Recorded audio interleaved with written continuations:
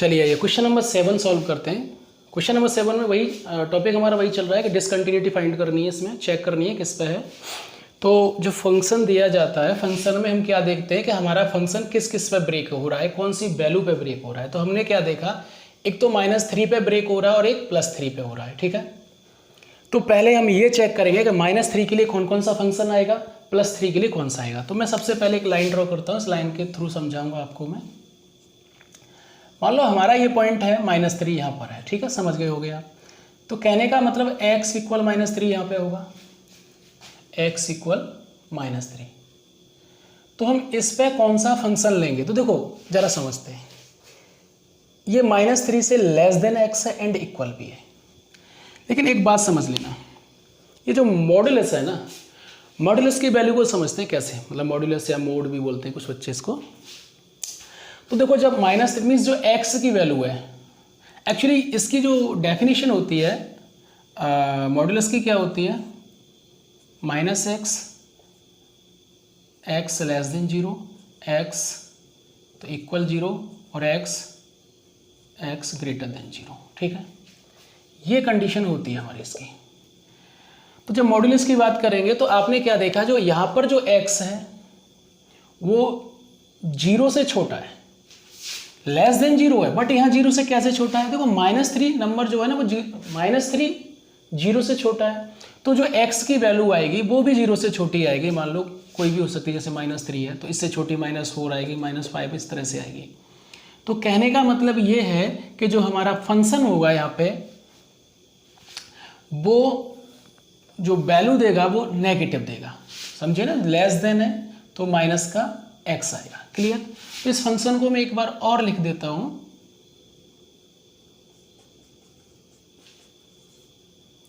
-x + 3 if x smaller than and equal -3, -2x if -3 smaller than equal and 3, ठीक है ना। 6x + 2 if x greater than equal 3, ठीक है। ये बात समझ में आ गई। मॉडुलस ने -x क्यों दिया, जब मॉडुलस होता है ना एक प्लस का साइन देता है, एक माइनस का देता है, ठीक है ना। तो माइनस का तब देता है जब 0 से लेस देन होता है। तो हमारा जो x की वैल्यू यहाँ पे क्या है, वो 0 से -3 से लेस देन है एंड -3 के इक्वल है। तो हमने देखा वो तो -3 से पहले 0 से तो पहले ही लेस देन है, तो 0 से लेस देन है, इसलिए हमने यहाँ माइनस लिया। तो ये फंक्शन अब इस तरह से काम करेगा। तो जरा देखेंगे, -3 के इक्वल है तो फंक्शन हमारा लगेगा -x + 3।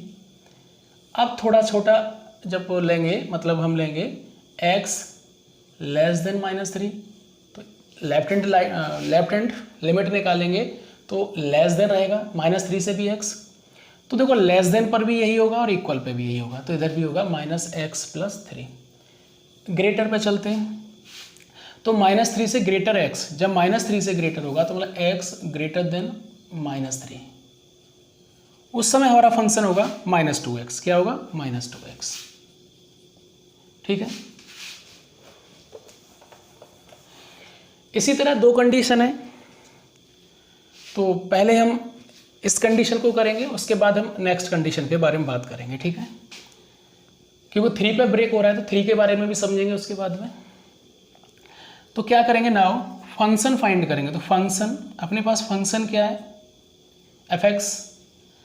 अब जब हम x पर चलेंगे तो x -x + 3, मतलब यहाँ पे मैं -3 पुट करूँगा क्योंकि x इक्वल -3 है। जब मैं x की प्लेस पर -3 पुट करूँगा तो माइनस ये पहले से है और ये -3 ब्रैकेट में आ जाएगा, +3 ये, ठीक है ना। ये माइनस ये x की वैल्यू -3 रख रहा हूँ मैं, ये रहा।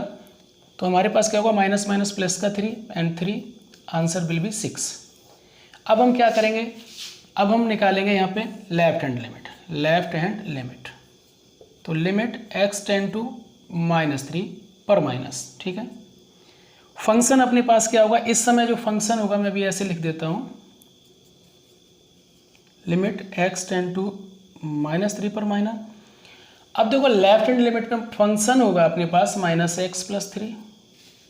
अब आप क्या करेंगे, क्योंकि इस x में से, क्योंकि जो x -3 को टेंड कर रहा है, -3 में से कोई छोटी सी वैल्यू हम सब्ट्रैक्ट करेंगे तो लिमिट यहाँ लिखेंगे h टेंड टू 0, माइनस ये रहेगा, x के प्लेस पे लिख देंगे -3 माइनस h प्लस 3।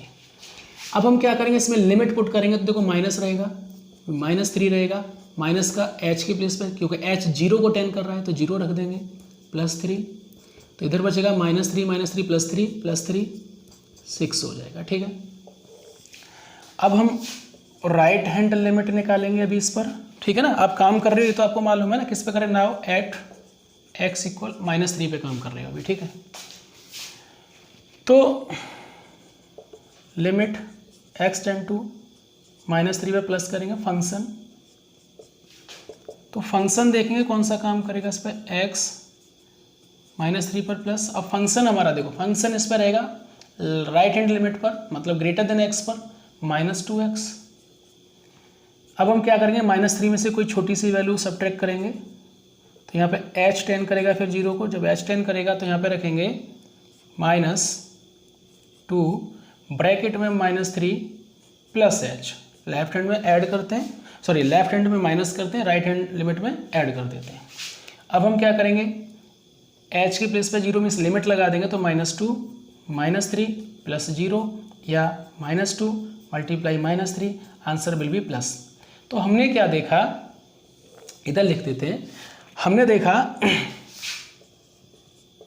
वी सी कि left hand limit equal right hand limit equal function, सभी इक्वल है, तो f इज, देखो f क्या है, अब जो f जो हमारा फंक्शन है, फंक्शन क्या है, आपको डिसकंटिन्यूटी चेक करनी थी, ठीक है ना, बट फंक्शन तो हमारा क्या है, इस पर तो कंटिन्यूस निकला है, तो लिख देंगे f means function is continuous at x equal -3 पर।